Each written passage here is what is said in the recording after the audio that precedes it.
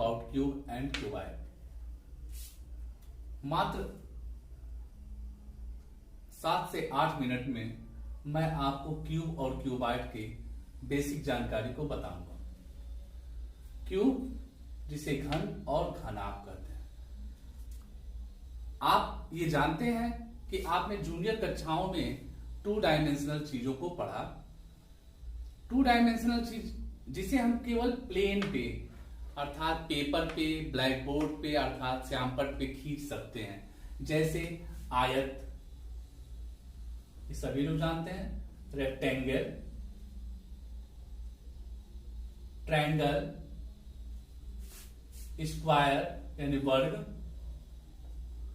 या सर्किल, ये सभी चीजें जो है 2 डायमेंशनल चीजें हैं। इसे हम हाथों में ले नहीं सकते हैं, यानी सॉलिड वस्तुएं नहीं है, सॉलिड बॉडी नहीं है। लेकिन अगर क्यूब और क्यूबाइड की बात करते हैं तो यह 3 डायमेंशनल चीजें होती है। 3 डायमेंशनल चीजें वो होती हैं जिसमें लंबाई, चौड़ाई और ऊंचाई हो। 2 डायमेंशनल में केवल लंबाई और क्या होती है, ऊंचाई, लंबाई और चौड़ाई होती है, ऊंचाई नहीं होती है। तो जो भी आपके सामने दिखाई दे रहा है ये 3 डायमेंशनल चीजें हैं। केवल 3 डायमेंशनल वस्तुओं को ही हम अपने हाथों में ले सकते हैं। जो भी आपके सामने चीजें दिखाई देती हैं वह सभी 3 डायमेंशनल है, यानी सब में लंबाई, चौड़ाई और ऊंचाई, यानी L जिसे लेंथ कहते हैं, B और H अवश्य होता है। ये 3 डायमेंशनल चीजें होती हैं। 3 डायमेंशनल का आप इसे भी देख सकते हैं।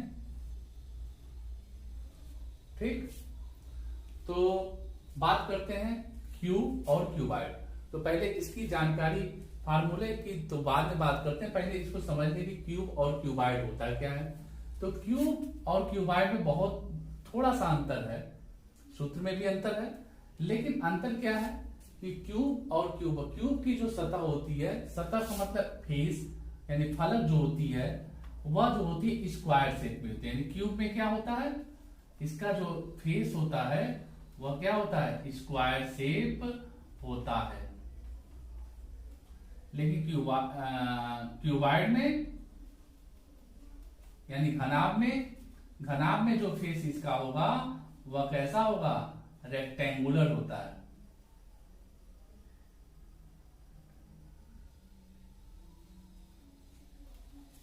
अर्थात यह इसका जो फलक होता है वह आयत के शेप का होता है घनाभ का, और घन का जो होता है वो वर्ग के आकार का होता है। और सभी लोग देखते हैं आपके घरों में जो दीवारें हैं, जो कमरे हैं, कमरे जो है वो घनाभ की आकृति के भी हो सकते हैं, घन की भी आकृति के हो सकती हैं। दियासलाई की यानी माचिस की जो डिब्बा है वह घन में भी हो सकता है, घनाभ में भी हो सकता है।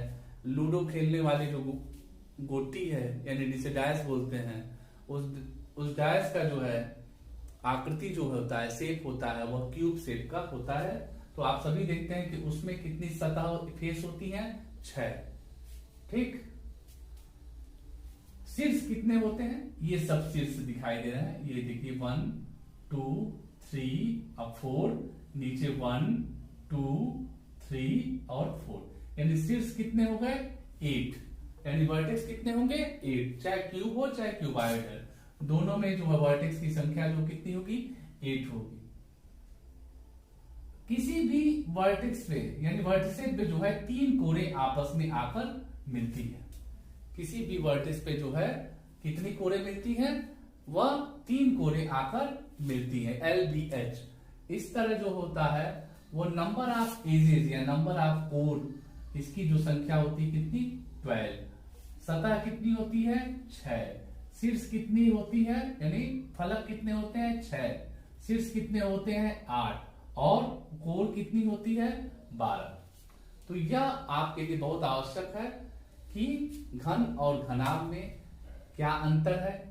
एक बार पुनः पुनरावृत्ति कि घन का जो होता है फेस होता है वह स्क्वायर शेप में होता है, घनाभ का जो फेस होता है वह क्या होता है, रेक्टेंगुलर शेप होता है, आयताकार होता है। अब सब जानते हो कि आयत की लंबाई कितनी होती है, आयत की जो लंबाई होती है लंबाई गुणित चौड़ाई, और इसीलिए इसका जो है क्यूबाइड का वॉल्यूम ऑफ क्यूबाइड क्या हो जाएगा, अभी देखा आपने। अब यहां पे आपको फार्मूला लिखा गया है घन और घनाभ का। तो घन की चूंकि सभी भुजाएं बराबर होती है, लंबाई चौड़ाई और ऊंचाई, इसलिए इसका जो होता है ए क्यूब होता है। टीएसए ऑफ क्यूब, टीएसए का मतलब टोटल सरफेस एरिया यानी संपूर्ण पृष्ठ। घन का जो संपूर्ण पृष्ठ होगा वो 6a² होगा। क्यों?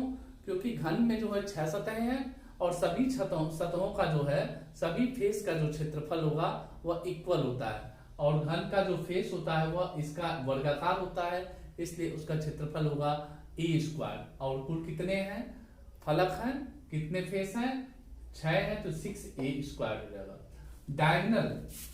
डायगोनल ऑफ क्यूब क्या होगा, a√3 होता है, जिसे हम d से डिनोट भी करते हैं।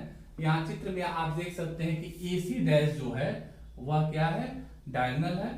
आप पाइथागोरस प्रमेय से इसको आप प्राप्त कर सकते हैं कि पहले AC निकालिए, AC = a² + a², फिर AC डैश = होगा AC² + CC डैश का स्क्वायर।